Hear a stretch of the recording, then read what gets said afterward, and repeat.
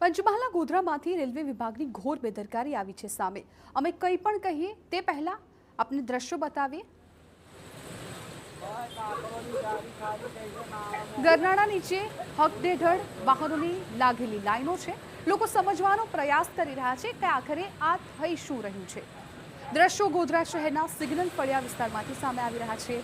અનેક વાહન ચાલકો ગઈકાલે બપોરે ગરનાળા પાસેથી પસાર થઈ રહ્યા હતા ત્યારે જાણે વરસાદ વરસતો હોય તેમ ઉપરથી એકાએક પથ્થરો વરસવા લાગ્યા। પહેલા તો કોઈને કંઈ સમજમાં જ ન આવ્યું અને પછી ખ્યાલ આવતા લોકોએ વાહનો અટકાવી દીધા।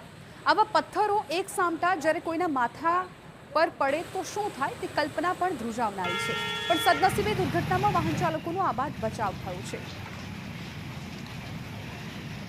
હકીકતમાં ગરનાળા પરથી પસાર થઈ રહેલી એક બેલાસ્ટ હોપર વેગન એટલે કે મેટલનું નવું વહન કરતી એક માલગાડીનું નીચેનું ઢાંકણ એકાએક જ ખુલી ગયું હતું અને તેને લીધે ટ્રેનમાં ભરેલા ભારે ભરખમ પથ્થરો એટલે કે મેટલ સીધા જ નીચે રોડ પર ખાબક્યા હતા। આ સમયે લોકોમાં ભારે અફરાતફરીનો માહોલ ફેલાઈ ગયો હતો।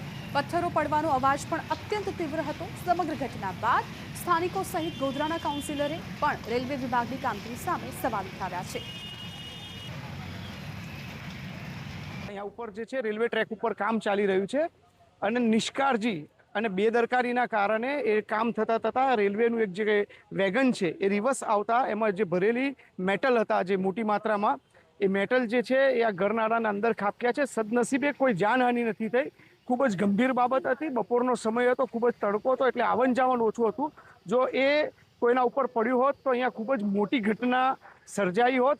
જે આ રસ્તો જે જઈ રહ્યો છે જે અહીંયાથી હજારો માણસો રોજના અવર જવર કરતા હોય, અગર આ લોકોને આ કામગીરી કરવાની થતી હોય તે પહેલાં અગાઉ એ લોકોને જે ગરનાળા નીચેથી અવર જવર કરતા એને બેરિકેડિંગ કરી રસ્તો બંધ રાખીને જ કામ કરવું જોઈએ। રસ્તો બંધ ના કરવાથી જો અહીંથી અવર જવર કરતા લોકો ઉપર જો કાંકરા જે મેટલ પડ્યા એ મેટલના લીધે કોઈ અકસ્માત થતું, કોઈનું મૃત્યુ પામતું, એના જવાબદાર કોણ હોત?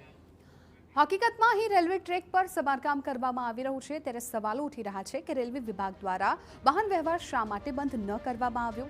જો કોઈ દુર્ઘટના સર્જાઈ હોત તો જવાબદાર કોણ હોત?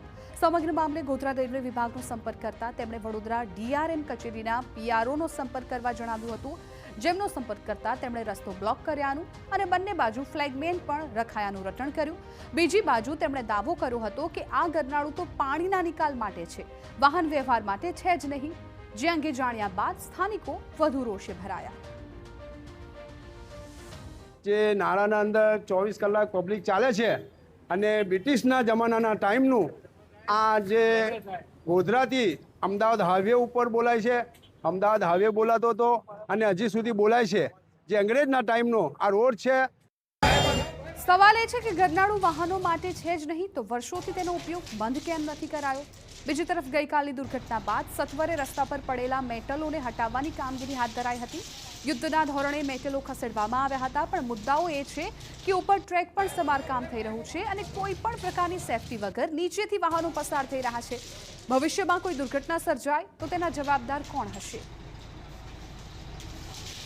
પંચમહાલ જિલ્લાના મુખ્ય મથક ગોધરા શહેરના સિગ્નલ ફળિયા વિસ્તારમાં આવેલા રેલવે ગરનાળા પરથી જે વેગન હતું તેમાંથી મેટલ પડવાની ઘટના બનવા પામી હતી। દ્રશ્યોમાં આપણે બતાવવા માંગીએ છીએ ગોધરા શહેરનું સિગ્નલ ફળિયા વિસ્તારમાં આવેલું રેલવેનું ગરનાળું છે, જેમાંથી વાહન વ્યવહાર સતત ધમધમતો હોય છે અને આ જ ધમધમતા વાહન વ્યવહારની વચ્ચે ગઈકાલે જે રેલવે વિભાગ દ્વારા જે ગરનાળા ઉપરથી જે રેલવે ટ્રેક પસાર થાય છે તેમાં સમારકામ હાથ ધરવામાં આવ્યું હતું અને ત્યાં મેટલ પાથરવા માટે એક વેગનની અંદર ટ્રેન જે હતી વેગનોની તેમાં મેટલ લાવવામાં આવ્યા હતા।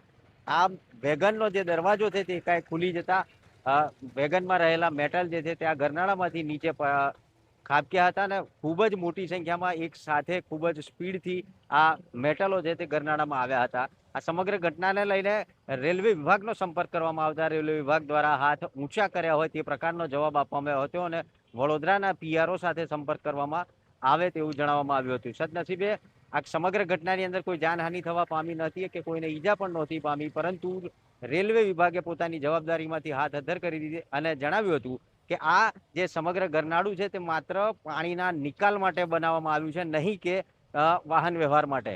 મહત્વની વાત એ છે કે વર્ષોથી જ આ જે ગરનાળું છે તે વાહન વ્યવહાર માટે ઉપયોગ થઈ રહ્યો છે, ત્યારે રેલવે વિભાગ અહો આશ્ચર્ય કહી શકાય તે પ્રકારની વાત કરી રહ્યું છે. રેલવે વિભાગ એ પ્રકારના પણ દાવો કરી રહ્યું છે કે ગઈકાલે જે કામ કરવામાં આવ્યું હતું તેનો સ્પેશિયલ બ્લોક લેવામાં આવ્યો હતો અને બ્લોક દરમિયાન અહીંયા ફ્લેગમેન રાખી અને વાહન વ્યવહાર બંધ કરવામાં આવ્યો હતો. જો વાહન વ્યવહાર ફ્લેગમેન રાખીને બંધ કરવામાં આવ્યો હતો તો વાહનો ક્યાંથી આવ્યા? વાત એ છે કે રેલવે વિભાગની સંપૂર્ણ બેદરકારી વચ્ચે આ કામગીરી કરવામાં આવી હતી. સદનસીબે કોઈ જાનહાનિ નથી થઈ, પરંતુ આ પ્રકારની જ્યારે કામગીરી કરવામાં આવતી હોય ત્યારે રેલવે વિભાગ દ્વારા સ્થાનિક પોલીસને પણ જાણ કરી અને વાહન વ્યવહાર બંધ કરવામાં આવે તે ખૂબ જરૂરી છે. નિકુંજ પટેલ, TV9, પંચમહાલ. સમાચાર રાજકોટથી